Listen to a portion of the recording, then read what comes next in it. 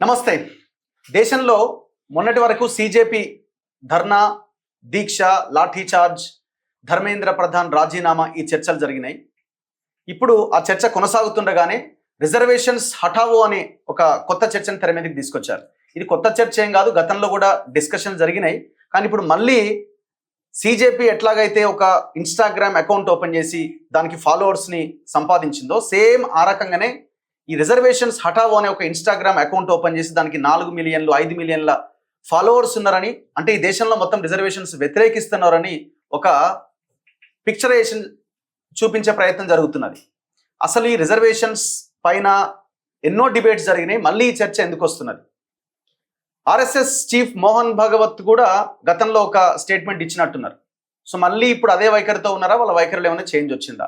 అసలు ఈ మొత్తం వ్యవహారం ఎవరు నడిపిస్తున్నారు? బీజేపీ నడిపిస్తున్నదా, లేదు ఇంకెవరన్నా చేస్తున్నారా? ఏం జరుగుతున్నది? ఇంకా చాలా అంశాలు ఉన్నాయి మాట్లాడాల్సినవి. నా ముందు చాలా రోజుల తర్వాత, ఆల్మోస్ట్ నెలల తర్వాత, 2 సంవత్సరాల తర్వాత సామాజిక ఉద్యమకారులు, హైకోర్టు అడ్వకేట్ కదిరే కృష్ణ గారు నా ముందున్నారు. సార్ నమస్తే. ఏంటి సార్ అసలు కనబడతలేరు? ఎక్కడ రీజన్ ఏమన్నా ఉందా? మొత్తం అడ్వకేట్ దాంట్లోనే బిజీగా ఉన్నారా? అడ్వకేట్తో పాటు సామాజికంగా కొన్నిసార్లు లీవ్ తీసుకోవాల్సి వస్తుంది. ఎందుకు అట్లాంటి పరిస్థితి? అట్లాంటి పరిస్థితులు ఎందుకు వస్తాయంటే, మదర్ ఉద్యమం నడుస్తున్నప్పుడు అదర్ ఉద్యమాలు వచ్చి మధ్యలో నిలబెడతాయి. ఏంటది? మదర్ ఉద్యమం నడుస్తున్నప్పుడు అదర్ ఉద్యమాన్ని తెచ్చి ముందు పెడతారు. ఓకే, అంటే డూప్లికేట్ తెచ్చి ముందు పెడతారు. అప్పుడు మదర్ ఉద్యమం ఆటోమేటిక్గా కొంచెం ఆగాల్సి వస్తుంది. డైవర్ట్ కాదు, పక్కకు జరగదు, కానీ ఆగుతుంది. ఓకే. అట్లనే కొద్దిగా పర్సనల్ విషయాల్లో కూడా ఆర్థికంగా మనం అలాంటి సెల్ఫ్ రెస్పెక్ట్ ఉన్న వాళ్ళం పరిపుష్టి అయ్యేంత వరకు కొన్నిసార్లు టైం తీసుకుంటాం. మనం బాబాసాహెబ్ అంబేద్కర్ గురించి ఉదాహరణకు మాత్రమే చెప్తున్నాం, ఆయనతో పోల్చుకోవడం కాదు. కానీ బాబాసాహెబ్ అంబేద్కర్ కూడా తన పర్సనల్గా కొన్నిసార్లు ఆర్థికంగా ఇబ్బంది అయినప్పుడు ఆయన ఏం చేసిందంటే, తాత్కాలికంగా ఉద్యమాన్ని ఆపేసి ప్రిన్సిపల్గా చేసిండు. ఆయన లా కాలేజ్ ప్రిన్సిపల్గా పనిచేసి మళ్ళీ తర్వాత ఆయన కొంత పుంజుకున్న తర్వాత ఆర్థికంగా మళ్ళీ ఈ ఉద్యమాలకు వచ్చి రావడం జరిగింది. అట్లనే మనకు కూడా ఆర్థికంగా కొంత మనం వృత్తిపరంగా అది అయిపోయిన తర్వాత మనం ఉద్యమం ఎప్పుడు వదిలిపెట్టమో అది జీవితకాలం, అది ఒక లైఫ్ స్టైల్.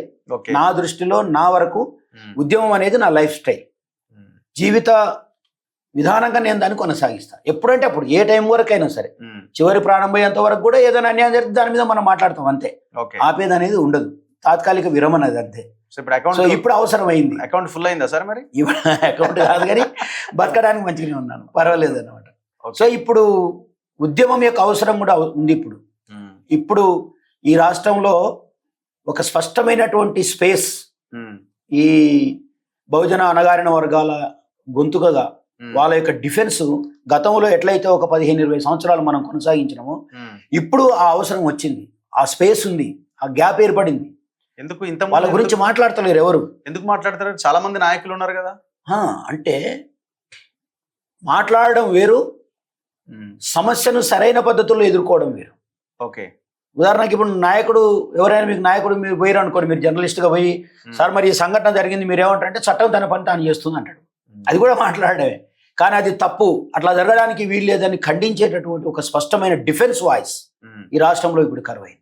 అంటే అందరు నాయకులు అన్ని పార్టీలకు అసోసియేట్ అయి పని చేయడం అనుకుంటున్నారు. 100%. ఇన్ని ఇప్పుడు హత్యలు జరుగుతున్నాయి, not only schedule caste, backward class మీద కూడా దాడులు జరుగుతున్నాయి. అట్లనే రకరకాలైనటువంటి పద్ధతుల్లో అనేక వ్యవస్థలు నిర్వీర్యం అయిపోతున్నాయి.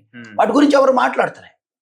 రాజ్యాధికారం అంటే వస్తుంది, వచ్చినాడు వస్తుందేమో, కానీ ఫస్ట్ అయితే వీడి వీపు బలుగుతుంది కదా, ఫస్ట్ అయితే ఇక్కడ ఆక్రందన వినిపిస్తుంది కదా, ఈ ఆక్రందనను వినాల్సిన అవసరం ఉంది, ఆక్రందనను అడ్రస్ చేయాల్సినటువంటి అవసరం ఉన్నది కదా. ఆ దిశలో ఎవరు జరగట్లేదు. తన సొంత లాభాల కోసం తమను తాము ప్రొజెక్ట్ చేసుకోవడానికి పనిచేస్తున్న వ్యవస్థలే కనబడుతున్నాయి. కానీ వాస్తవంగా సమస్యను అడ్రస్ చేసి దాన్ని మనం ఖచ్చితంగా ఢీకొట్టాల్సినటువంటి పరిస్థితులను మాత్రం ఇవాళ మన తెలంగాణ రాష్ట్రంలో చూస్తలేము. ఏదో ఒక మేరకు ఆగిపోతుంది, ఎక్కడో ఒక దగ్గర వాయిస్ను ఫుల్ స్టాప్ పెట్టేస్తుంది. ఎక్కడ పైసలకు అమ్ముడుపోతున్నారా, లేకపోతే రాజకీయ పదవుల కోసం ఇంకో దాని కోసం ఆశపడుతున్నారా? అంటే దీంట్లో రకరకాల అలిగేషన్స్ ఉన్నాయి. కొంతమంది ఏమో మీరు అన్నట్టు డబ్బులు అనేది మనం చెప్పలేము కదా రఘు. ఇప్పుడు డబ్బులు ఇస్తుండు అంటే అది ఎట్లా ఇస్తుండే, ఎవడు ఇస్తుండే ఎవరిని తెలియదు, అది దాన్ని చెప్పలేము. కానీ ఒక సాఫ్ట్ కార్నర్ అయితే కనిపిస్తుంది అనమాట. అంటే అమ్ముడు పోయినోనికి అమ్ముడు పోయినోనికి ఒక తేడా ఏం కనిపిస్తుంది అంటే, అమ్ముడు పోయినోడు అభ్యర్థనాభంగవయేనా అర్ధవాచ అని శాస్త్రం. అభ్యర్థనాభంగవయేనా అర్ధవాచ, ఎవడైనా అడుక్కునేడానికి వచ్చిన వాడు కొద్దినే మాట్లాడతాడు, సగమే మాట్లాడతాడు, మొత్తం మాట్లాడాడు. అభ్యర్థన భంగభయేనా, అభ్యర్థన అడిగేవాడు, భంగభయేనా ఏ దానికోసమైతే వాడు వచ్చిండో అది పాడైపోతుందేమో అనుకుంటే ఏం చేస్తాడంటే కొద్దినే మాట్లాడుతున్నాడు. అంటే ఇప్పుడు ఉదాహరణకు మీ దగ్గరికి వచ్చిన నాకు ఒక 100 రూపాయలు అప్పు కావాలి, నేనేమంటా అంటే 100 రూపాయలు అప్పి రఘు అని నేను అనలేను. రఘు గారు కొంచెం ఏమైందా, కొంచెం ఎంత, అది 50,000 అంటే ఇది అర్థమైతే లేదా? దీనికి అప్పిచ్చి అడుక్కునేవానికి అడుక్కునేవానికి మధ్యన ఎంత తేడా కనబడుతుంది. అట్లనే అమ్ముడు పోయిన వానికి స్వతంత్రంగా నిలబడ్డటువంటి వానికి ఈ సాఫ్ట్ కార్నర్ లోపల స్పష్టమైనటువంటి తేడా కనబడుతుంది. నాకైతే తెలంగాణలో ఉన్న ఇప్పుడు ఎంటైర్ ఈ ఉద్యమాల పేరుతో నడుస్తున్నాయి అన్నీ కూడా ఈ సాఫ్ట్ కార్నర్తో పనిచేస్తున్నాయి కనిపిస్తున్నాయి. కానీ ఒరిజినల్గా డిఫెన్స్ చేసి ఇండిపెండెంట్ ఉద్యమం గతంలో బాబాసాహెబ్ అంబేద్కర్ నుంచి మొదలుకొని, పూలే నుంచి మొదలుకొని, పెరియారు, నారాయణ గురు ఈ పరంపరను ఏదైతే కొనసాగించినాము, ఇక్కడ తెలంగాణలో కొండ లక్ష్మణ్ బాపూజీ, నల్లా నరసింహులు ఇట్లాంటి మహామహులు ఇక్కడ పనిచేశారు తెలంగాణ ఉద్యమంలో. అట్లనే నిన్నమన్నటి వరకు 69 ఉద్యమం నుంచి మొదలుకుంటే నిన్నమన్నటి వరకు చేసినటువంటి పోరాట యోధులు ఉండరు, వాళ్ళ ఒక స్వతంత్ర వాయిస్ నిలబెట్టారు. ఓకే, ఎక్కడ సాఫ్ట్ కార్నర్ కాలేదు. సాఫ్ట్ కార్నర్ అయితే ఈ రోజు తెలంగాణ ఈ పరిస్థితుల్లో ఉండేది కాదు. అంటే అందరూ అన్ని రకాల ఇష్యూస్ మీద మాట్లాడలేకపోతున్నారు. ఎస్, ఆయనకు శత్రువు అయితే అది నిష్పక్షపాతంగా మాట్లాడలేకపోతున్నారు. డిఫెన్స్ ఇవ్వాలంటే ఏంది, నీదైనటువంటి స్వతంత్రమైన వాయిస్ను నీ ప్రజలకు నువ్వు వినిపించవలసినటువంటి అవసరం ఉన్నది. ఉదాహరణకు చెప్తా, ఇప్పుడు ఎట్లుంటే తెలుసా, 2 రెడ్లు కొట్లాడుకుంటున్నారు అనుకో. ఉదాహరణకి ఒక రామరెడ్డి ఒక శ్రీనివాస్ రెడ్డి కొట్లాడుతారు. రామరెడ్డి ఏమంటాడంటే శ్రీనివాస్ రెడ్డి నువ్వు దొంగ అంటాడు, శ్రీనివాస్ రెడ్డి ఏమంటాడు రామరెడ్డిని దొంగ అంటుంటాడు. దీని వెనకాల ఉన్న ప్రజలు ఏం చేస్తారంటే ఈ రామరెడ్డి వెనకాల ఉన్నోళ్ళు శ్రీనివాస్ రెడ్డిని దొంగ అంటుంటారు, శ్రీనివాస్ రెడ్డి వెనకాల ఉన్నోళ్ళు రామరెడ్డిని దొంగ అంటుంటారు. ఇదే నడుస్తుంది. అట్లా కాదు, ఈయన దొంగే ఆయన దొంగే, ఎందుకంటే ఇద్దరు ఒక దొంగలు అనాలి చెప్తారు కదా. అంటే ఇద్దరు విలన్లు మాట్లాడుకుంటున్నప్పుడు వీళ్ళిద్దరు విలన్లే అనే చెప్పేటటువంటి హీరో వాయిస్ ఒకటి కావాలి. అదే మధ్యలో ఆ సంఘాలు ఆ నాయకులు ఇటువైపు ఉంటే ఆయన చెప్తారు, అట్లానే జరుగుతుంది. కానీ ఈయన దొంగే ఆయన దొంగే అని ఇద్దరి దొంగతనాలు వాళ్ళు బయట పెట్టుకున్న విధానాన్ని ప్రజల ముందు పెట్టేటటువంటి ఒక ఇండిపెండెంట్ వాయిస్ అవసరం ఉంటుంది. అది చరిత్ర నిండా ఉన్నది, అవసరం ఇంకా కూడా ఉంటది. సో మీరు ఇంతకుముందు మాట అన్నారు, మదర్ ఉద్యమం మాది, అదర్ ఉద్యమాలు వచ్చినాయండి. మదర్ ఉద్యమాలు అంటే ఏది ఆ ప్రజలకి నచ్చని, ప్రజల కోసం కాని ఉద్యమాలు? ఇప్పుడు ఉదాహరణకి మనం ఏమంటున్నాం అంటే ఎస్సీ ఎస్టీ బీసీలకు అధికారం వస్తే తప్ప రాజ్యాధికారం బహుజన రాజ్యాధికారం వస్తే తప్ప వీళ్ళ సమస్యలకు పరిష్కారం లేదు అని చెప్పేసి ఒక కన్క్లూజన్కి వచ్చినాం ఆల్రెడీ కొంతకాలంగా ఇదే కన్క్లూజన్తో పనిచేస్తున్నాం మనం. ఇప్పుడు ఉదాహరణకి ఒక వ్యక్తి ఎక్స్ అనే ఒక వ్యక్తి వచ్చి ఈ వాదంతో పనిచేస్తున్నాడు అనుకోండి. పనిచేస్తున్నప్పుడు దానికి వ్యతిరేకమైన శక్తులు ఏం చేస్తాయంటే ఇతడు మనకు లొంగడు, ఇతడు మన మాట వినడు, ఇతడు మనం అనుకున్నట్టుగా పనిచేయడు. అదే పాట పాడని, కానీ మనం అనుకున్నట్టుగా పాడాలి. ఆ పాటను మనం అనుకున్నట్టు పాడాలి. కాబట్టి ఇటు మనం అనుకున్నట్టు పాడట్లేడు కాబట్టి సేమ్ పాట పాడేటోని ఇంకొని తీసుకొచ్చి ముందలు పెట్టి పాట పాడిస్తుంటారు. ఓకే, అప్పుడు ఏమంటారంటే ప్రజలు ఇద్దరు ఒకే పాట పాడుతారు. ఏంటంటే ఆడేమంటారంటే నాదే ఒరిజినల్ పాట, ఆయనది ఒరిజినల్ కాదు అని అంటుంటాడు అనమాట. దానికి రకరకాలైనటువంటి యావిగేషన్స్, రకరకాలైనటువంటి ఆరోపణలు, మంచి చెడుగా తీసుకొచ్చి ఏమంటారు చూడు, గుడ్డ కాల్చి మీదేయడం అంటారు కదా, అట్లా ఒక వస్త్రాన్ని కాల్చి మీదేస్తారు. అట్లా ఏమైందంటే మదర్ ఉద్యమం, అసలు ఒరిజినల్గా జరుగుతున్నటువంటి ఉద్యమం ఏదైతే ఉంటుందో, నిజంగా లక్ష్యం కోసం పనిచేసే ఉద్యమం ఏదైతే ఉంటుందో, దాన్ని పనిచేస్తున్నప్పుడు దాన్ని దెబ్బ కొట్టడానికి అదే తరహాలో అదే రూపంతో ఉన్నటువంటి ఇంకొక ఉద్యమాన్ని తీసుకొచ్చి ముందర పెడతారు. దాంతో అసలు ఉద్యమం కాస్త డైవర్ట్ అయ్యే అవకాశం ఉంటుంది కొద్దిగా, మొత్తమే కాదు. ఎప్పుడైనా విజయం అనేది ఒరిజినాలిటీకి ఎప్పుడు విజయమే ఉంటుంది, డూప్లికేట్ ఎప్పుడు డూప్లికేట్. ఏ సంఘంతో ఏ పేరుతో మీరు ముందుకు రాబోతున్నారు మరి? ఇప్పుడు ఆల్రెడీ మనం గతం నుంచి పనిచేసినాం. ఫర్ ఎగ్జాంపుల్ నేను మొట్టమొదట చేసినప్పుడు ఈ సంఘాల పేరుతోనే అసలు నేను పనిచేయలే. ఒక ఇండిపెండెంట్గా ఒక వ్యక్తిగానే అన్ని వాయిస్లు నిలిపించుకుంటూ వచ్చినాం. కొంతకాలం తర్వాత మనకు ఒక సంఘం అవసరం అనిపించింది. ఎందుకంటే ప్రజలు అన్నారు, అరే నువ్వు ఎప్పుడు వాయిస్ ఒంటరిగా ఒక్కరిని పిలిస్తే ఎట్లా, ఓ సంఘం, ఓ కథ, ఓ నిర్మాణం ఉండాలి కదా అన్నట్టుగా ప్రజల నుంచే వచ్చింది ఆ వాయిస్. అప్పుడు ఏం చేసినాం, బహుజన సేన అని ఒక కార్యక్రమం తీసుకున్నాం మనం. బహుజన సేన కార్యక్రమం తీసుకున్నప్పుడు ఇంతకంటే ముందు ఒక బ్రాడ్ తోటి పెట్టినా నేను అసలు మూల నివాసి బహుజన లిబరేషన్ మూవ్మెంట్ అని పెట్టినప్పుడు. ఓకే, మూల నివాసి బహుజన లిబరేషన్ మూవ్మెంట్ 2007లో పెట్టిన ఇది. 2007లో పెట్టి దాన్ని ఆ పేరుతో దాన్ని డార్క్లో పెట్టి బహుజన సేన అనే ఒక అజిటేషన్ వింగ్ను ముందర పెట్టి కార్యక్రమాలు నడిపించుకుంటూ వచ్చినాం. తర్వాత ప్రజల నుంచి ఏం ఆలోచన చేసినా నేనంటే ప్రజల నుంచి ఆలోచన చేస్తూ మనస్తత్వం ఉన్నది. ప్రజల నుంచి ఏం ఆలోచన చేసినట్టే సంఘం సంఘమే, పార్టీ పార్టీ. మరి నువ్వు అంటున్న పాట ఏదైతుందో అదే పాట పాడే పార్టీ కూడా ఒకటి ఉంది కదా, మరి దాంట్లోకి పోతే ఏమవుతుంది అని చెప్పేసి ప్రజల నుంచి ఒక వాయిస్ వచ్చింది. ప్రజల నుంచి అట్లాంటి వాయిస్ వచ్చినప్పుడు మన్నించాలి. మనం మన్నించాలంటే ఐ మీన్ ఒబే చేయాలి, యాక్సెప్ట్ చేయాలి. కాబట్టి వాళ్ళ వాయిస్ను మనం ఒబే చేసి బిఎస్పీలోకి పోయినాం. బిఎస్పీలోకి పోయినాక ఏమైందో ఇక మీ అందరికీ తెలిసి నేను చెప్పాల్సినటువంటి పని లేదు. ఆడ ఉన్న వ్యక్తిత్వాన్ని కోల్పోవాల్సి వస్తుంది. ఏ అగ్రకుల పార్టీల దగ్గరనైతే మనము ఈ సెల్ఫ్ రెస్పెక్ట్ కోసం పోకుండా అక్కడ పోకుండా ఆగుతామో, అక్కడ పోకుండా మనం అవసరం లేదని అనుకుంటామో, ఇక్కడికి వచ్చిన తర్వాత అంతకంటే దారుణమైన పరిస్థితులు వస్తాయి. సో దాంతో మనం సెల్ఫ్ రెస్పెక్ట్ ఉన్న వాళ్ళం ఊరుకోలేము, ఉద్యమం చేయాలనుకుంటున్నాం, ప్రజల పక్షాన్ని ఉండాలనుకుంటున్న వాడు డంబు కాలేడు. అందువల్ల నేను దాన్ని పక్కన పెట్టేసి మళ్ళీ స్టెప్ తీసుకున్నా. ఈ పరిణామ క్రమంలోనే మనకు కరోనా రావడం, ఆ తదనంతరం ఇక ఆర్థికంగా 2 సార్లు, ఒకసారి ఎమ్మెల్యేకి పోటీ చేసిన, ఒకసారి ఎంపీకి పోటీ చేసిన. ఈ ఎంపీకి పోటీ చేసినా అది పెద్దది 7 కాన్స్టిట్యున్సీ. సూదిని జైపాల్ రెడ్డి పెద్ద వికెట్ పోగొట్టిన, ఓడిపోయింది ఆయన నా వల్లనే. తర్వాత ఇప్పుడు మన ముఖ్యమంత్రి మీద పోటీ చేసిన కొడంగల్లో పోటీ ఏ ఇయర్? 2018లో 2వ వికెట్ కూడా నేనే పోగొట్టిన. మీకండి? అవునా? చరిత్రలో 2 వికెట్లు పోగొట్టిన చరిత్ర ఒకటి ఉంది. మన రేవంత్ రెడ్డిని ఎట్లా ఓడగొట్టారు మీరు? ఓడిపోయారు కదా. ఓడించు గెలువు. నేను గెలుస్తాను కాదు, ఓడగొట్టాలి. అంటే శత్రువు కూడా సమఉజ్జయి ఉండాల. నేను రెండే చెప్పిన అక్కడ ఉన్న ప్రజలకి, చేస్తే కేసీఆర్ గారి మీద చేస్తా, లేదంటే రేవంత్ రెడ్డి గారి మీద చేస్తా, ఇంకొకరి మీద చేయను. నేను నాకు డబ్బు లేదు, నా వెనకాల సోర్స్ లేవు కాబట్టి నేను వెనకాడుతున్నాను. వాళ్ళకంటే నేను అసలే తక్కువ కాదు. ఎన్ని ఓట్లు పడ్డాయి మీకు? ఎన్ని ఓట్లు పడతాయి? ఆయన ఓడిపోయాడు. నాకు ఎన్ని ఓట్లు పడ్డాయనే కదా, ఆయన ఓడిపోవడానికి కావలసిన ఓట్లు నాకు వచ్చినాయి. నాకెన్ని ఓట్లు పడ్డాయి అనే దానికి నా దగ్గర సోర్స్ లేవు, నేను కోట్ల రూపాయలు పెట్టుకోలేదు. ఇంకోటి ఏంటంటే నేను ఆడికి పోయిన తర్వాత రేట్లు పెరిగినాయి. ఓట్ల రేట్లు పెరిగినాయి. రేట్లు పెరగడం కూడా ఇంపార్టెంటే కదా. రేట్లు పెరిగినాయి. నేను ఈడంగా పోయేస్తుంటే మళ్ళీ నా వెనకాల వీళ్ళు తిరుగుదురు. ఒక కాలనీ పోయినా పెట్టి నాది ఒక వేరే స్టైల్లో ఉంటుండే. నేను ఎల్లమ్మ గుడి కాడ మైక్ పెట్టి ఉపన్యాసం ఇస్తుంటే జనాలందరూ పోగైతుండే అర్ధ గంటలో. నాకు ఆడ ఊర్లో ఎవరు కార్యకర్త ఉన్నాడు, కానీ ఒక అర్ధ గంటలో మనం మాట్లాడి ఒక పాట పాడిన తర్వాత 100 మంది అమ్మడి తిరుగుతారు, ఊరంతా తిరుగుతారు మళ్ళీ నాతో ర్యాలీ. ఇది చూసారు, ఇదేదో కథ నడుస్తుందని చెప్పేసి మళ్ళీ వెనకాల రేట్లు పెంచడం స్టార్ట్ చేశారు. మీరు నమ్మండి, మీరు రికార్డు తీయండి. నేను నామినేషన్ వేసిన 2000 మందితో నామినేషన్ చేసిన. కొడంగల్లో నా జిల్లా కాదు, నా ఊరు కాదు, నేను పుట్టిన ప్రాంతం కాదు. సో ఓన్లీ అక్కడ రేవంత్ రెడ్డి మీద పోటీ చేయాలనుకున్నారు.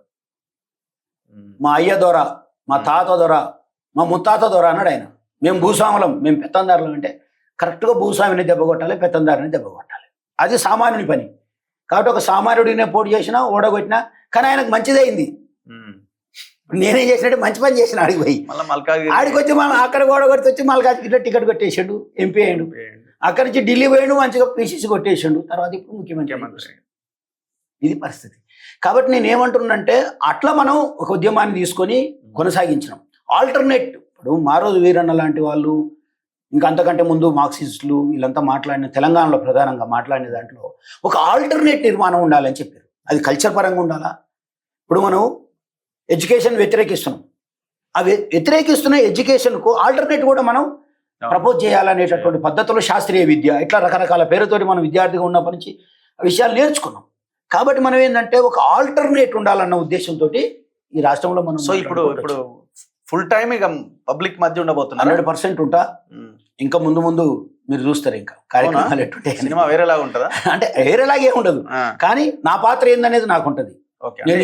కదిరే కృష్ణ గారి చుట్టూ మీడియా ఛానల్ తిరుగుతుంటాయి. అక్కర్లేదు, తిరుగుతాయి కదా. మరి మీరు లైవ్ లో ఉన్నారంటే మీరు తిరుగుతాయి కదా.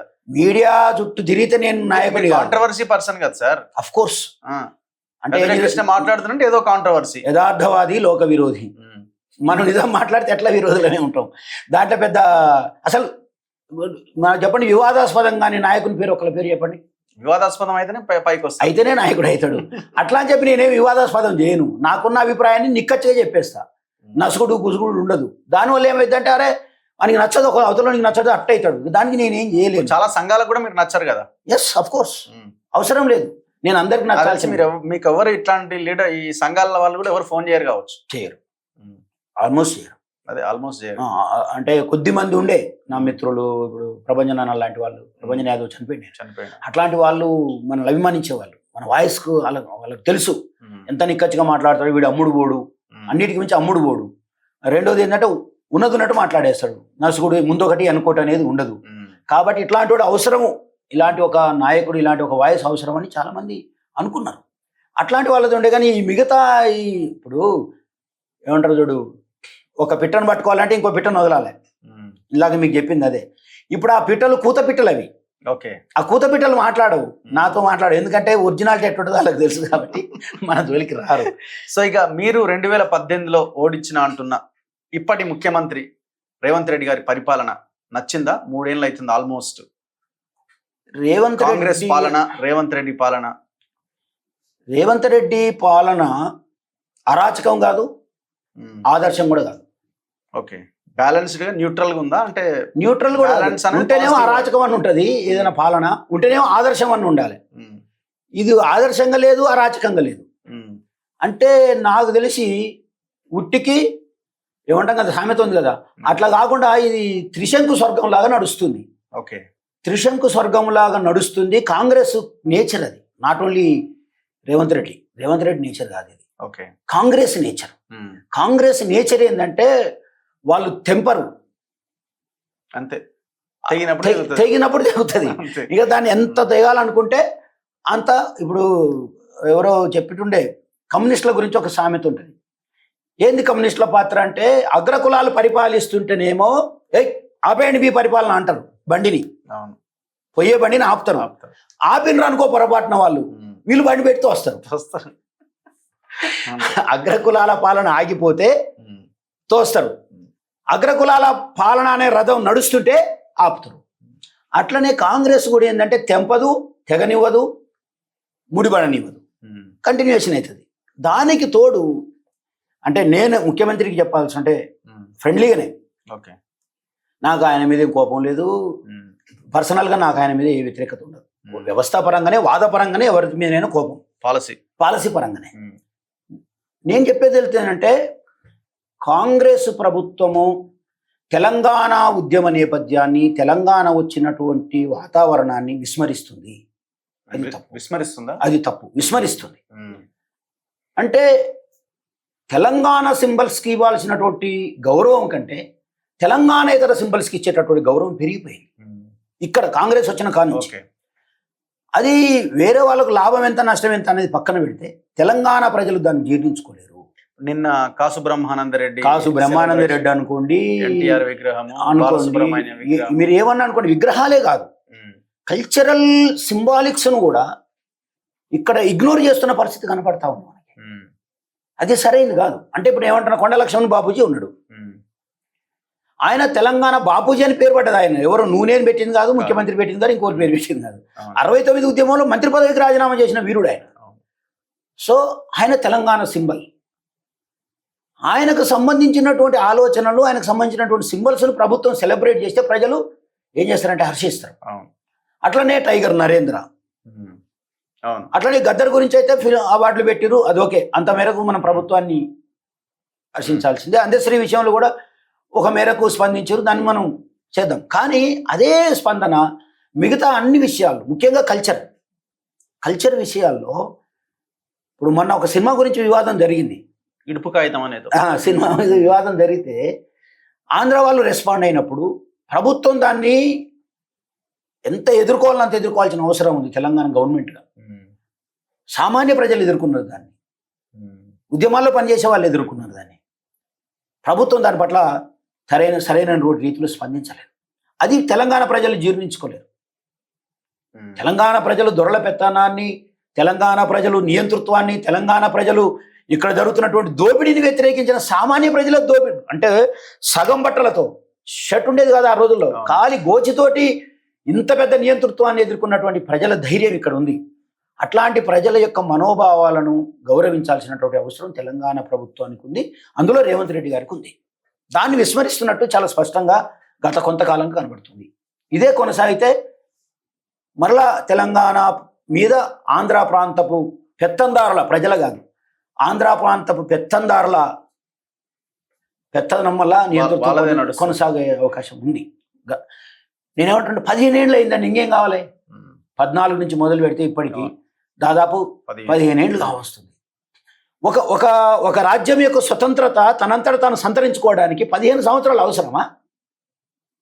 కేసీఆర్ కాలంలో కూడా నేను అడిగిన, ఒక 2-3 మిత్రులు ఉన్నారు నాకు, ఏంది మరి మొత్తం మీరేమో తెలంగాణ స్వతంత్రము అని మనం కొట్లాడినాము. అవును. ఇప్పుడు తెలంగాణ మూమెంట్ అంటే కూడా ఏం తెలుసా?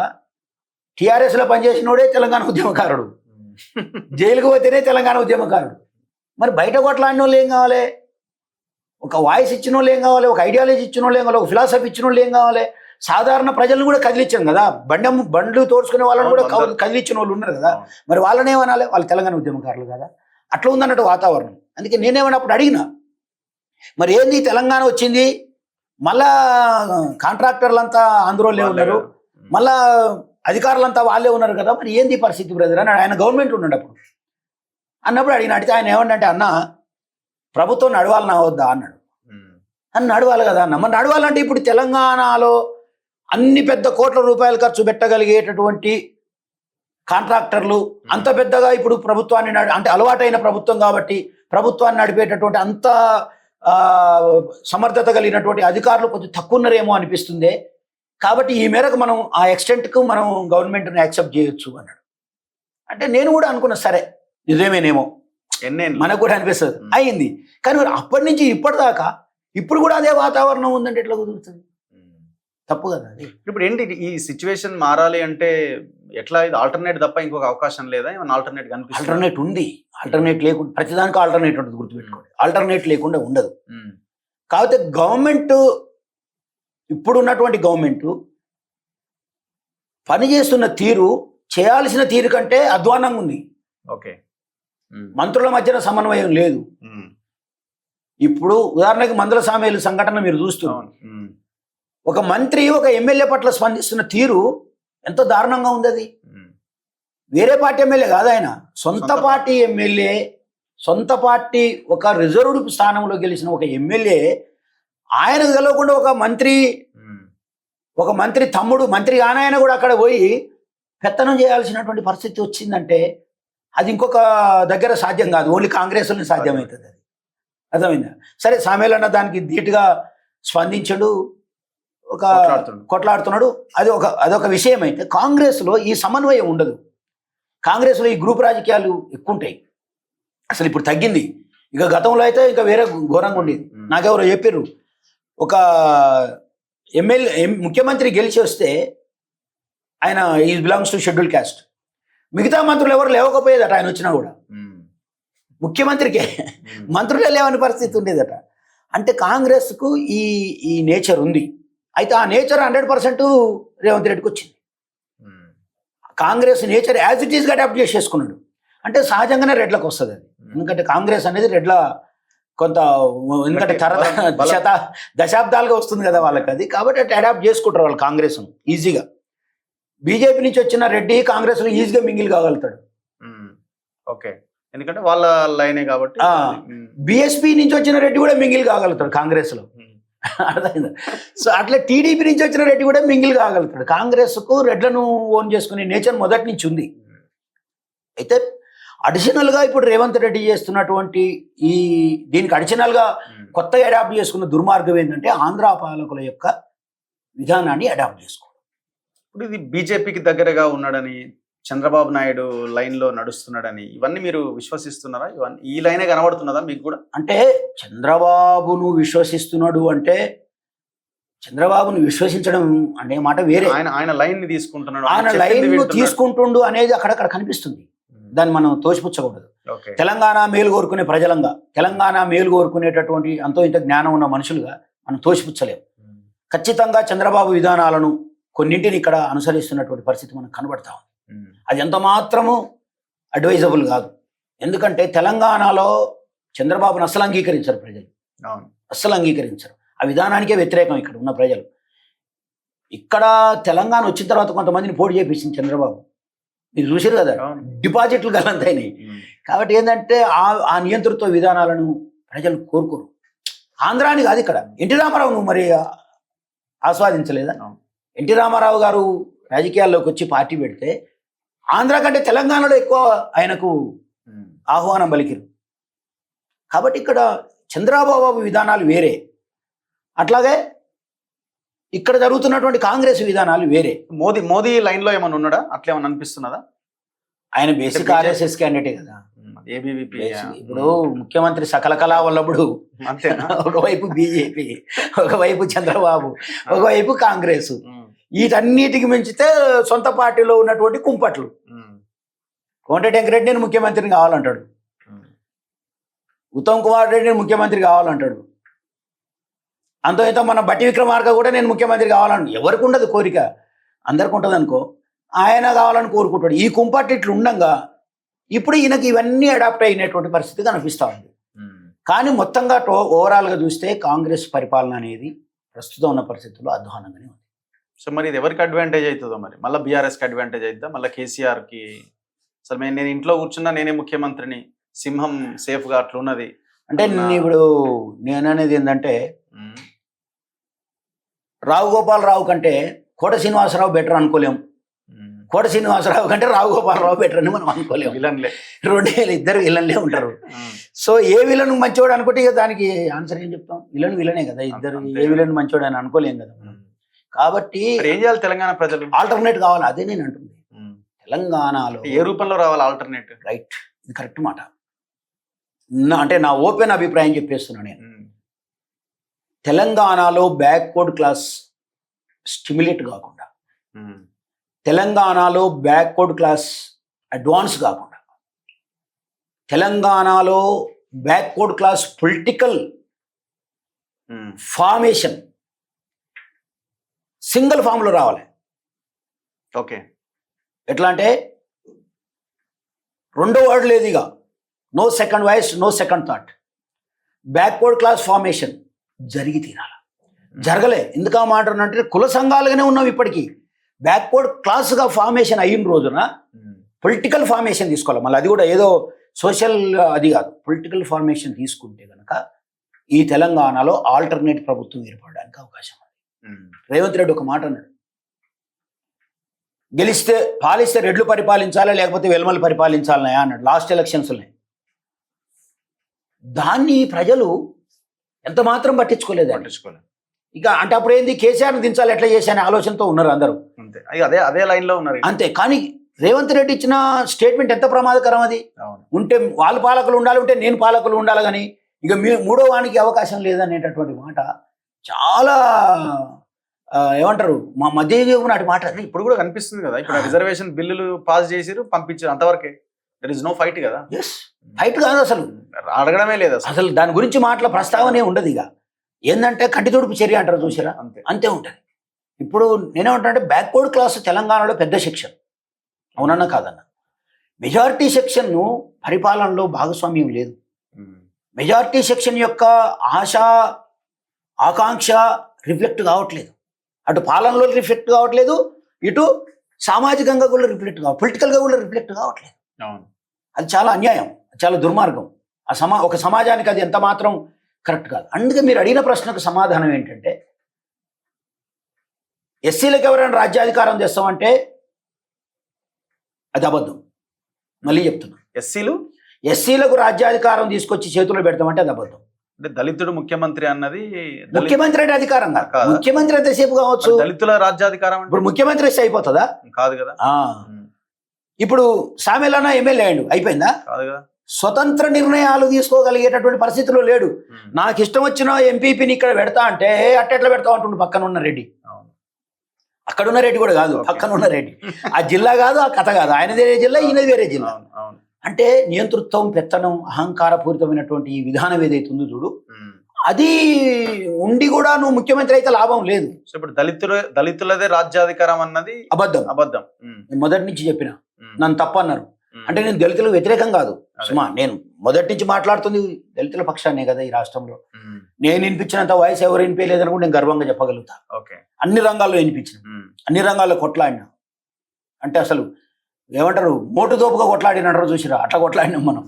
కాబట్టి మాట్లాడుతాం. కానీ ఎస్సీలకే రాజ్యాధికారం వస్తుందని ఎవరన్నా అంటే కనుక, అట్లా తెస్తామని ఎవరన్నా చెప్తే కనుక అది ఎట్టి పచ్చి బూటకం అబద్ధం. రాదు. దెన్ ఎందుకు రాదు? ఎస్సీల యొక్క జనాభా ఏవో లెక్కలు చెప్తావారు కదా, వీళ్ళు ఎక్కువ వాళ్ళు ఎక్కువ అని. ఎంత ఎక్కువ ఉన్నా ఎస్సీల జనాభా తెలంగాణలో 15 నుంచి 18% మించదు.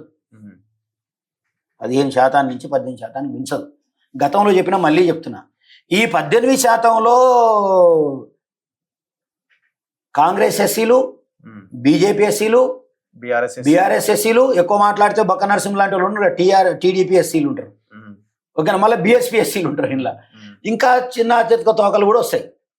కాబట్టి 18% సాలిడ్గా వన్ సైడ్ అయ్యేటటువంటి అవకాశం, కన్సాలిడేట్ అయ్యే అవకాశం లేదు. ఓపెన్గా నిజం మాట్లాడుకోవాలి అన్నప్పుడు ఇంక అధికారం అనేటటువంటి మాట పెద్ద అబద్ధం కదా. ఉదాహరణకు చెప్తా, ఒక జనరల్ సీట్లకు వెళ్ళి ఒక మాదిగాయనని నిలబెడతాం మనం, ఏ పార్టీ అన్నా కానీ కాక గెలుస్తాడని మీరు హామీ ఇవ్వగలరా? పోనీ అట్లీస్ట్ గెలవకపోతామే, పక్క కులం వాళ్ళు ఓట్లేస్తారా? ఓకే, ఎస్సీలో లేద్దాం, ఎస్సీల పక్కన ఉన్న చిన్న కులాలు ఉంటాయి కదా, కుమ్మరి, సాగలి, వాళ్ళు ఓట్లేస్తారా? ఎంబీసీలు ఓట్లేస్తారా? ఈ గ్యాప్ను సెట్ చేయకుండా, ఈ జాతుల మధ్యన, ఈ కులాల మధ్యన సాఫ్ట్ కార్నర్ ఫిలాసఫీని డెవలప్ చేయకుండా ఈ ఎస్సీలకు రాజ్యాధికారం అనేటటువంటి మాట ఒట్టి మొటకం. మరి ఎట్లా? ఎస్సీలకు అధికారం లేదంటున్నా మీరు, నేను ఉందంటున్నా. ఓకే, ఎట్లా ఉందంటే రిజర్వేషన్ల ద్వారా ఏమన్నా ఒక దగ్గర 2 అవుతున్నాయి కదా, ఎవరో ఒకరు 2 అవుతున్నాయి కదా. లేనిది ఏంది అంటే అక్కడ ఈ ఎస్సీల కోసమే పని చేయగలిగేటటువంటి ప్రజాప్రతినిధులు లేరు. వివిధ పార్టీల ద్వారా ఎన్నిక కావడం వల్ల ఏమైందంటే ఆయా పార్టీల జెండాలు మోస్తున్నారు, ఎస్సీల యొక్క సమస్యల్ని పట్టించుకునే పరిస్థితి లేదు. నేను మళ్ళీ చెప్తున్నా, ఈ రాష్ట్రంలో ఒక డిప్యూటీ సీఎం ఒక షెడ్యూల్డ్ కాస్ట్ పర్సన్ అయ్యి ఉండి కూడా సామాజికంగా ఇవాళ ఎస్సీల సమస్యలను అడ్రస్ చేసే పరిస్థితుల్లో లేడు. ఆయన పార్టీ లైన్ లో చేస్తలేడు. ఎస్సీల సమస్యలు కుప్పలు ఉన్నాయి అక్కడ. వాటిని అడ్రస్ చేయడానికి ప్రజా సంఘాల పేరుతో వచ్చిన వాళ్ళకు కూడా దాన్ని ముట్టుకునే ఓపిక లేదు, దాన్ని ముట్టుకునేటటువంటి వాతావరణం లేదు. అంటే ఏంది ఇక్కడ అర్థం? సమస్యగానే మిగిలిపోయింది. సప్లాన్ ఉంది, ఇంతవరకు సప్లాన్ ఈ ప్రభుత్వం వచ్చినాక సప్లాన్ మీరు అంటున్న మంత్రి ఉప ముఖ్యమంత్రిగా ఉన్నప్పుడు తెచ్చిన సప్లాన్ ఆయన చేసినప్పుడు ఇప్పుడు ఈయన గవర్నమెంట్ వచ్చిన తర్వాత 3 సంవత్సరాల్లో 1% ఇంప్లిమెంట్ కాలేదే. కాబట్టి ఇప్పుడు అది ఎంత అన్యాయం. అట్లనే ఏమంటారంటే ఇప్పుడు ఎస్సీలకు జరుగుతున్న అన్యాయం ఏంది ఈ రాష్ట్రంలో, ఈ దేశంలో అంటే, ఏ ఎస్సీల పేరు మీదనైతే ప్రజాప్రతినిధులుగా ఎన్నికైతున్నారో వాళ్ళు ఆ ఎస్సీల కోసం పనిచేయకపోవడమే. అంటే ఒరిజినల్ రిప్రజెంటేషన్ పోవట్లేదు. ఓకే, పార్టీల యొక్క స్టూజెస్ ఏమంటే మనం చెంచాలు ఆయా పార్టీలకు అనుగుణంగా పనిచేసి తమ సొంత ప్రజల యొక్క ఆశయాలను పక్కన దోవబెట్టించేసి వాళ్ళని అణిచివేసేటటువంటి కార్యక్రమాలకు మాత్రమే పచ్చ జెండా ఊపుతున్నటువంటి రిప్రజెంటేషన్ ఉంది. ఇదొక్కటే వాళ్ళ ప్రాబ్లం. ఓకే, ఉన్న రిజర్వేషన్ సీట్లలో కరెక్ట్గా వాళ్ళ కోసం పనిచేసేటటువంటి వ్యక్తులను ఎన్నుకుంటే ఈ ప్రాబ్లం సాల్వ్ అయిపోతుంది. ఒకటి. రెండోది బీసీలు. అసలు సమస్య అంతా బీసీల సమస్యనే. ఓ పెద్ద మనిషి అన్నాడు, ఈ దేశానికి నిరుద్యోగ సమస్య లేదన్నాడు. అదేం సరే లేదన్నాడు. ఈ దేశానికి నిరుద్యోగ సమస్యతో పాటు అధిక జనాభా సమస్య లేదు అన్నాడు. ఓకే, అయ్యో మరి జమ్మూ కాశ్మీర్ సమస్య కూడా లేదు ఈ దేశానికి అన్నాడు. మరి ఏంది అసలు ఈ దేశం సమస్య అంటే బ్యాక్వర్డ్ క్లాస్ సమస్య అన్నాడు. బీసీల సమస్యనే భారతదేశ సమస్య. ఇది మనం ఈ ప్రజల్లో ప్రచారం చేయకపోవడం వల్ల, ఈ ప్రజలను మనం చైతన్యం చేయకపోవడం వల్ల జరుగుతున్నటువంటి అన్యాయం. కాబట్టి నేనేమంటున్నా, ఎస్సీలకు రిజర్వేషన్ల ద్వారా వస్తున్నటువంటి 2 సీట్ల ద్వారా ఉన్నటువంటి 19 సీట్లతోటో 18 సీట్లతోటో అధికారంలోకి రాలేరు. నెంబర్ 1. నెంబర్ 2, జనరల్ సీట్లలో ఎస్సీలను పెట్టి ఒకరెవరో ఇద్దరు గెలిచి నేను దాన్ని ఒప్పుకోను. జనరల్ సీట్లలో పెట్టి గెలిపించేటటువంటి వాతావరణం కానీ, ఓట్లేసేటటువంటి ఆ ప్రజాస్వామ్యబద్ధమైనటువంటి ఆలోచన కానీ ఇంకా ఈ ప్రజలలో రాలేదు. నేను నిన్న ఏదో పేపర్లో చూసిన 84% ఇంటర్ క్యాస్ట్ మ్యారేజ్లు ఒప్పుకుంటలేరట ప్రజలు. అవును 83 2026లో 84% ప్రజలు ఇంటర్ క్యాస్ట్ మ్యారేజ్ ఒప్పుకుంటలేరంటే మనం ఏ వాతావరణంలో ఉన్నాం, ఏ వాతావరణాన్ని ఈ సమాజంలో, ఏ ఫిలాసఫీని మనం ఈ సమాజంలో క్రియేట్ చేసినాం. 1947కు పూర్వం ఉద్యమాలు చేసినటువంటి వాళ్ళంతా కుల నిర్మూలన ఉద్యమాలు చేశారు. 1947 తర్వాత ఓన్లీ కుల ఉద్యమాలే జరుగుతున్నాయి. కుల నిర్మూలన అనేటటువంటి ఉద్యమం కానీ అట్లీస్ట్ కుల సమానత్వం అనేటటువంటి ఉద్యమాలు కూడా ఈ రాష్ట్రంలో, ఈ దేశంలో జరగట్లేదు. కాబట్టి ఎస్సీలకు అధికారం అనేటటువంటిది కొద్దిసేపు పక్కన పెట్టాల్సిందే. దాన్ని ఎట్లా మరి బీసీలు అందరు కలవాలనా? అదే చెప్తున్నా, బీసీలకు సమస్య ఉంది. ఏం సమస్య ఉంది? మీరు చెప్పినట్టు, గతంలో ఒకసారి చెప్పినట్టు, బీసీల యొక్క సీట్లను ఫార్వర్డ్ కాస్ట్ ఎత్తుకపోతుంది. ఓసీ అంటారు, ఇక్కడ లాంగ్వేజ్ కూడా సరిగ్గా మాట్లాడరు మనోళ్ళు. ఓసీ అంటారు. ఓసీ వేరే. ఓసీ అంటే అదర్ ఓపెన్ కాంపిటీషన్. అది అదర్ క్యాస్ట్ కూడా కాదు, ఓపెన్ కాంపిటీషన్. అందులో ఎవరైనా ఉండొచ్చు. జనరల్ అంటారు దాన్ని, ఓపెన్ కాంపిటీషన్. అది మన కోమటిరెడ్డి వెంకరెడ్డి గారి ఏదో వీడియో చూసినాడు నిన్న ఇది అయినాక. చూస్తే ఆయన ఏమంటాడంటే, జనరల్ సీట్ అంటే రెడ్లు లేకపోతే బ్రాహ్మణులు లేకపోతే వైశ్యులు ఉండాలి, నేను ఒక బీసీని గెలిపించిన నల్లగొండలో అంటుండు. కాదు కదా, అది ఎంత తప్పుడు అవగాహన. ఆయన ఏం మినిస్టర్? అసలు ప్రజాస్వామ్యం తెలియదు, అసలు దాని స్పిరిట్ తెలియదు, రాజ్యాంగం తెలియదు, దాని స్పిరిట్ తెలియదు. ఎట్లా జనరల్ అంటే రెడ్లు బ్రాహ్మణులు వైశ్యుల? నువ్వు వాళ్ళని పోటీ చేయించిన వెంటనే ఓపెన్ కాంపిటీషన్. అది నేను పెట్టి గెలిపించిన అంటున్నాడు. అసలు నువ్వెవడివి గెలిపించడానికి? వాడు అంటాడు ఆయన డబ్బులు ఖర్చు. నువ్వు డబ్బులు ఖర్చు పెట్టుడేంది? నాకు అర్థం కాలే. నువ్వు డబ్బులు ఖర్చు పెట్టుడేంది? నువ్వు టికెట్ ఇచ్చుడేంది? నువ్వు గెలిపించుడేంది? తప్పు మాటలు కదా అవన్నీ. నువ్వు టికెట్ ఇచ్చుడు అనేట మాట అబద్ధం. నీకే టికెట్ దిక్కులేదు. నువ్వు ఓడిపోయారు. మునుగోడులో పోటీ చేస్తే నువ్వు వేరే జెండా పెట్టుకొని పోటీ చేసి ఓడిపోయిన, మళ్ళీ కాంగ్రెస్ లోకి వస్తేనే గెలిచిన. అన్న కూడా ఓడిపోయింది కదా, ఆయన నల్లగొండ ఓడిపోయింది కదా. నువ్వు అంతగనంగా బీసీలకు మా వాళ్ళకి అంత న్యాయం చేసి అంతా చేస్తే నిన్ను నల్లగొండలేదు కూడా కొట్టిర్రు, మళ్ళీ వచ్చి భువనగిరిలో గెలిస్తే. ఇది ఏంటంటే వాళ్ళకు ఒక రకమైనటువంటి వాతావరణం డెవలప్ చేస్తారు. అది మనం చేయలేకపోతున్నాం. ఇప్పుడు జైపాల్ రెడ్డి వచ్చి మిర్యాలగూడలో గెలుస్తాడు, అదే జైపాల్ రెడ్డి పోయి మహబూబ్నగర్లో గెలుస్తాడు, అదే జైపాల్ రెడ్డి వచ్చి చేవెళ్ళలో గెలుస్తాడు. నాన్ లోకల్ ఏం రాదు మనకు. మనం పోతే నువ్వు పొరపాటు పోయాడు పోటీ నాన్ లోకల్ వచ్చి ఇక్కడ నాన్ లోకల్ మనకు వర్తిస్తాయి, వాళ్ళకి వర్తించు అంటే చెప్తున్నా. కేసీఆర్ పోయి కామారెడ్డిలో పోటీ చేయొచ్చు, రేవంత్ రెడ్డి పోయి కామారెడ్డిలో పోటీ చేయొచ్చు. వాళ్ళకి నాన్ లోకల్ గీన్ లోకల్ ఏం పని చేయవు అక్కడ. అంటే పొలిటికల్ ఎడ్యుకేషన్, పొలిటికల్ నాలెడ్జ్ని కావలసినంతగా మనం ప్రజలకు అందించట్లేదు. కాబట్టి అధికారం అనేటటువంటి మాట ఆల్టర్నేట్, టిఆర్ఎస్ కాదు, కాంగ్రెస్ కాదు, బీజేపీ కాదు అనుకుంటే ఆల్టర్నేట్ ఏంటంటే బ్యాక్వర్డ్ క్లాసు కన్సాలిడేషనే. ఎందుకంటే ఓన్లీ బ్యాక్వర్డ్ క్లాస్ ఆర్ అంటే బీసీలు బీసీల కన్సాలిడేషన్ జరగాలి. ఓకే, కన్సాలిడేషన్ జరిగితే ఏమైందంటే ఇప్పుడు ఎస్సీలకు ఉన్న సమస్యను అడ్రస్ చేయొచ్చు బీసీలు. ఎట్లా? బాబు మీకు ఎన్నిక అవుతున్న వాళ్ళంతా డూప్లికేట్ ఎన్నిక అవుతున్నారా బాబు, మీకోసం పనిచేసే వాళ్ళు ఎన్నిక కావట్లేరు, మా బీసీల సపోర్ట్ మీకు ఇచ్చి ఒరిజినాలిటీని మీరు కోరుకున్న వాళ్ళని మేము పంపిస్తాం. ఓకే, ఎస్సీల అవసరం బీసీలకు ఏం అవసరం అంటే మీరు రెడ్లకు వేస్తారు, ఫార్వర్డ్ క్యాస్ట్కి వేస్తారు. ఫార్వర్డ్ క్యాస్ట్ ఎత్తుకపోతుంది మా సీట్లన్నీ. మేము మీకు ఈ మేలు చేస్తే మీరు మాకేం మేలు చేయాలంటే జనరల్ సీట్లలో మా బ్యాక్వర్డ్ క్లాస్ వాళ్ళకు, ఎందుకంటే మీ అన్నదమ్ములుగా ఉన్నాం మేము, మంచి చెడు ఉంది, మీకు మాకు మధ్యన రక్త సంబంధాలు ఉన్నాయి, కల్చరల్ రిలేషన్షిప్ ఉంది. ఇప్పుడు ఎల్లం పండుగ చేస్తారు, మాదిగోళ్ళు చేస్తారు, గొల్లోళ్ళు చేస్తారు, గౌండ్లోళ్ళు చేస్తారు. ఒక కల్చరల్ రిలేషన్షిప్. నీకు వేరే కమ్యూనిటీస్ మళ్ళీ ఈ కల్చర్ అట్లనే ఇంకా రకరకాల పద్ధతుల్లో బోలని చెప్పొచ్చు. మనం బోనాల పండుగ చేస్తాం, ఊర్లో ఉన్న బ్యాక్వర్డ్ క్లాస్ అన్ని కలిసి చేస్తాయి, షెడ్యూల్ కాస్ట్ని కలుపుకుంటాయి.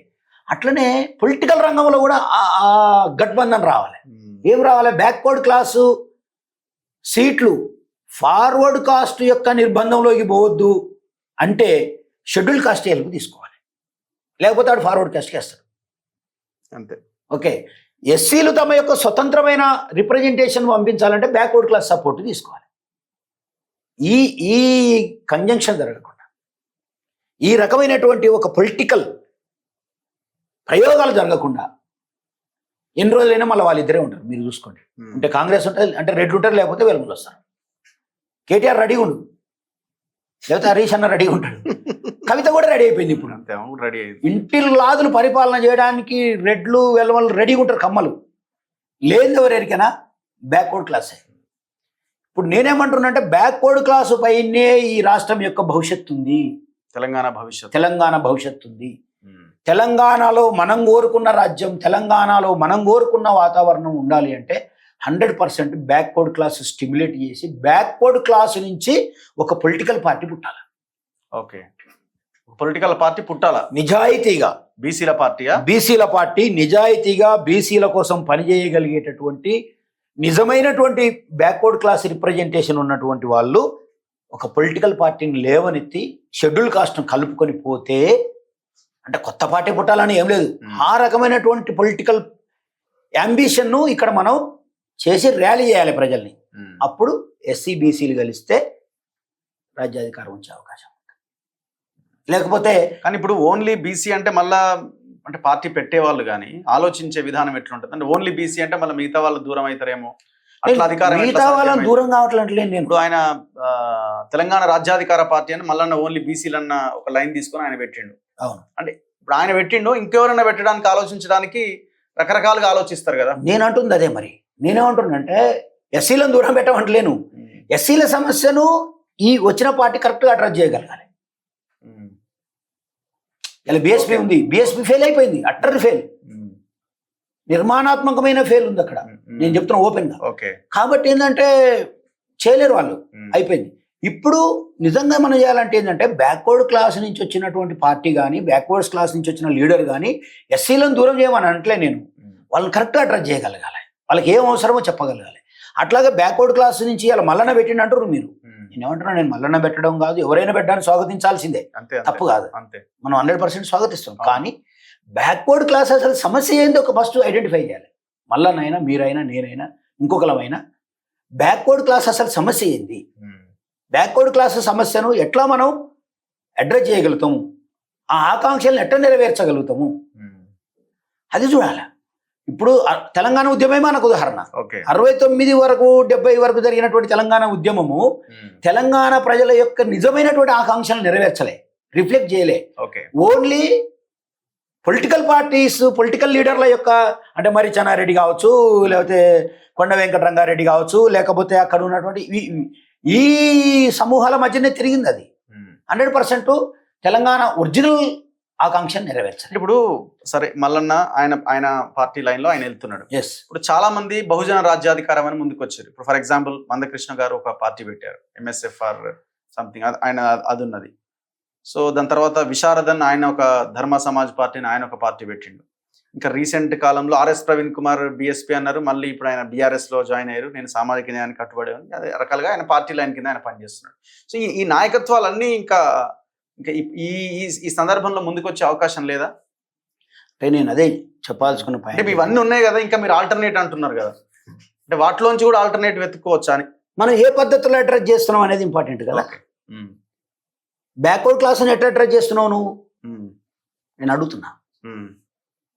రఘు, నువ్వు నా దగ్గర వినాల్సిందే, నేను చెప్తా, నువ్వు నా దగ్గర నేర్చుకో అంటే నువ్వేమంటావు అంటే, నీ అమ్మ నువ్వు నిన్నమన్నా కదా అక్షరాలు నేర్చుకున్నావు, నువ్వు నాకు చెప్పేది నేను కాదు నేర్చుకుంటేందిరా అంటాడు. నేను ఏమంటున్నా అంటే అసలు ఫస్ట్ ఒక భావజాల నేను కృష్ణాన్నను వ్యతిరేకిస్తలే, ఇంకొకరిని వ్యతిరేకిస్తా, నాకు అవసరం కూడా లేదు. నేను నా పాయింట్ ఏంటి ఇక్కడ అంటే, నువ్వు ఒక స్పష్టమైన నిర్దిష్టమైన లక్ష్యాలను చేర్చుకోవాలనుకున్నప్పుడు, మీరు సైకాలజీ చదవండి, చేయాలన్నప్పుడు దానికి సంబంధించినటువంటి భావజాల వ్యాప్తి జరగాలి. రైట్? బ్యాక్వర్డ్ బహుజన, అసలు బహుజన అన్న పదమే తప్పంటారు వాళ్ళు, మీరు చెప్పిన వాళ్ళంతా ఒక దశలో. మళ్ళీ ఆల్టర్నేట్ ఫామ్స్ ఎంచుకున్నారు, అది వేరే సంగతి, నేను దాన్ని వదిలిపోను. కానీ ఆ వాతావరణమే క్రియేట్ కాకుండా నువ్వు అధికారం ఎట్లా తీసుకొస్తావని అడుగుతున్నా. బ్యాక్వర్డ్ క్లాస్ వాళ్ళు ఈ రాష్ట్రంలో ఎస్సీలు కూడా మా వాళ్ళే, వాళ్ళకు కూడా సమస్యలు ఉంది, వాళ్ళ ఓట్లు మాకు అవసరము, వాళ్ళ అవసరం ఇక్కడ పొలిటికల్గా ఉంది, సోషల్గా ఉంది అని చెప్పేసి అనుకునేటటువంటి వాతావరణం నిజంగా తెలంగాణలో ఉందా మీరు చెప్పండి? లేదు, గ్రామాల్లో చాలా ఇదిగా ఉంటుంది. ఇంకా గ్రామాలే కాదు, పట్టణాల్లో కూడా. మీరు రండి, నేను తీసుకుపోతాను. సో నా పాయింట్ ఏంటంటే, ఆ రకమైన తెలంగాణ కావాలనే వాతావరణాన్ని మొత్తం తెలంగాణ వ్యాప్తంగా క్రియేట్ చేసిన వాళ్ళు, ఇన్క్లూడింగ్ ఇడ్లీ అమ్ముకునే కాంచి మొదలు పెడితే కులం లేదు, మతం లేదు, కూలి లేదు, పని లేదు, ఏది లేదు, ప్రతి ఒక్కడు తెలంగాణ జై తెలంగాణ అన్నాడు. ఒక ఉద్యమం రావడానికి భావజాలపరమైనటువంటి వాతావరణాన్ని అంత ఒక లేయర్ ఏర్పడాల, అప్పుడు నువ్వు అనుకున్న రిజల్ట్ వస్తుంది. మరి ఇప్పుడు మీరు అంటున్నది 3 years లో ఇది ఎట్లా నేను 3 years లో చేస్తాను, నేను ఎవరిని అంటలేదు. చెప్తున్నా 3 years లో ఆల్టర్నేట్ వచ్చి చేసేటువంటి అవకాశాలు మరి ఉన్నాయా? లేవా? ఉన్నాయి. లేవా? ఏమో మళ్ళీ వీడు పోతే వాడు పోతే వీడు అనే పరిస్థితి. అట్లా కాకుండా నేనేమంటున్నా, తెలంగాణలో ఉన్న విద్యార్థులు మేధావులు అనే బ్యాక్వర్డ్ క్లాస్ అంత ఒక్కసారి రమ్మని చూద్దాం బయటికి. ఎందుకు రాదా? అది జరగట్లేదు. అదే నా బాధ, నేను చెప్తుంది అప్పటి నుంచి అదే నా పాయింట్. అదే అది జరగట్లేదు. తెలంగాణలో ఉన్న బీసీ మేధావులందరూ బయటికి రావాలి. ఇంకో పార్టీకే సపోర్ట్ చేయొద్దు, నేను క్లియర్గా చెప్తున్నా. నేను కాంగ్రెస్ కాదు, ఒక ఆయన బీఆర్ఎస్ గుట్టి కింద ఉన్నాడు. అట్లలేదు. అది అన్ని బంద్ చేసి అవన్నీ బారాకున్ మాఫ్ అవన్నీ పక్కన పెట్టేసేసి ఒరిజినల్గా బ్యాక్వర్డ్ క్లాస్ మేధావులని, విద్యార్థులను, నేతలను, రాజకీయ నాయకులను అందరిని ఒక్కసారి బయటకు వచ్చి నిలబడమనండి. ఎంత పెద్ద సమూహం అవుతుంది తెలుసా? మండలం, ఒక్కొక్క మండలాన్ని ఒక్కొక్కరు పంచుకోండి. లేరా అంతమంది జనం బ్యాక్వర్డ్ క్లాస్? లేరా? మిగిలిపోతారు. ఇంకా ఎన్ని టికెట్లు అడుగుతారు కాంగ్రెస్లో? ఎంతమంది టికెట్లు అడుగుతారు బీజేపీలో? ఎంతమంది తిడతారు? నేనేమంటున్నానంటే, సొంత ఇల్లు పెట్టుకొని కిరాయిట్లకి ఎందుకు పోతావు అని అడుగుతున్నా నేను. ఓకే, అవి కిరాయిళ్ళు. నీకు సొంత ఇల్లు తయారు చేసుకోమంటున్నా. సొంత ఇల్లు కట్టుకుంటే ఎప్పటికి ఉంటుంది. కిరాయి ఇల్లు ఉంటే నువ్వు కిరాయి కట్టినంతసేపే ఉంటుంది. నువ్వు దాని కాడి మోసినంతసేపే, దాని జెండా మోసినంతసేపే, దాని ఐడియాలజీ మోసినంతసేపే. మరుక్షణం నేను గడపవతలు మెడబట్టి గెంటేసేస్తాను. కాబట్టి నేను 100% బ్యాక్వర్డ్ క్లాస్ని అపీల్ చేస్తున్నా మీ ద్వారా. ఈ రాష్ట్రంలో రావాల్సింది బ్యాక్వర్డ్ క్లాస్ విప్లవమే, మరొకటి కాదు. అట్లయితేనే మనం అనుకుంటున్న తెలంగాణ వచ్చినట్టుగా బహుజన రాజ్యాధికారం అనేది వస్తుంది. లేకపోతే రాదు. చిన్నప్పుడు క్లాసులు చెప్తుండే మాకు మార్క్సిజంలో రష్యాని ఎట్లా చూపించేది తెలుసు అసలు? బరే బాబరే, రష్యా భూతల స్వర్గం చూపిస్తే నిజంగానే వచ్చేస్తుంది అనుకొని పట్టపగ్గాలు లేకుండా తిరుగుతుండే. అర్థమైందా? తెలంగాణ మూమెంట్ వచ్చినప్పుడు అట్లే చూపించరు. కానీ నిజంగా బ్యాక్వర్డ్ క్లాస్ అట్లాంటి ఒక వాతావరణాన్ని మనం క్రియేట్ చేస్తే ఆ రెండిట్లో చూడలేకపోయినాం, కానీ ఇక్కడ చూడొచ్చు. చూద్దాం ఏం జరుగుతుంది. రెమండస్ రెవల్యూషన్ మనం చూడొచ్చు. ఒక ఆశతోని, బలమైన పట్టుదలతోని. నేనేమంటున్నానంటే, అది అసాధ్యం అనేది అయితే కాదు. ఎందుకంటే ఒకప్పుడు ఎస్సీలు అంటే చాలా స్పష్టంగా వాళ్ళు రాసి ప్రాక్టీస్ చేసి ఇప్పటికి కూడా ఏమన్నాడు అంటే, వాడు చండాల దర్శనే సద్య ఆదిత్యం అవలోకయేత్. చండాలుని గనక నువ్వు చూసినట్లయితే వెంటనే సూర్యుని వైపు తిరిగి మొక్కాలని పాపం పోతుంది అన్నాడు. చూస్తేనే పాపం అన్నాడు. చండాల స్పర్శనే, చండాలుని గనక ముట్టుకున్నట్లయితే సచేల స్నానమాచరేత్. ఉన్న బట్టలతో సహా నీళ్ళ మీద నీళ్లు పోసుకొని, బట్టలు కూడా ఇప్పొద్దు, ఎందుకంటే బట్టలు కూడా మురికిపోతాయి, మైలైతే అని నీళ్లు తెచ్చుకొని మీద పోసుకుంటే మురికిపోతుంది అన్నాను. ఇప్పుడు బాబాసాహెబ్ అంబేద్కర్ దయ వల్ల రాజ్యాంగం అమల్లోకి వచ్చిన తర్వాత ఇలా అసలు మీరు ఊహిస్తారా? ఆ స్థాయి అప్పుడున్న పరిస్థితి ఇప్పుడున్న పరిస్థితికి సంబంధం లేదు కదా. కాక్రోచ్ జనతా పార్టీ లాంటి దాంట్లో ఒక షెడ్యూల్ కాస్ట్ పిలవడాన్ని నిన్న నేను అతన్ని అభిజిత్ ఆ స్థాయి సాధ్యం కాదు కదా. అంటే వచ్చినప్పుడు తెలంగాణలో బ్యాక్వర్డ్ క్లాస్ యొక్క స్టిమ్యులేషన్, బ్యాక్వర్డ్ క్లాస్ యొక్క చైతన్యం, బ్యాక్వర్డ్ క్లాస్ యొక్క రివల్యూషన్ ఎందుకు సాధ్యంగా చెప్పండి? ఖచ్చితంగా సాధ్యం. నేను చెప్తున్నా రియాలిటీ చెప్తున్నా, నేను అబద్ధం చెప్పట్లే, లేకపోతే నేను కాని పనులు చెప్పట్లేను, ఉత్తగ మొహమాటం కోసం, ప్రజల మెప్పు పొందడం కోసం చెప్పట్లేను. నేను ఈ రాష్ట్రంలో ఏం జరగాలనో అది చెప్తున్నా, ఈ రాష్ట్రంలో ఏది జరగాలనో అది చెప్తున్నా నేను. అర్థమవుతుంది. కాబట్టి 100% బ్యాక్వర్డ్ క్లాస్ మాత్రమే ఈ రివల్యూషన్ సాధించగలుగుతుంది. చూద్దాం సార్. అదర్వైజ్ సాధ్యం అవుతుందని మనం కోరుకొని మనం ముందుకెళ్దాం.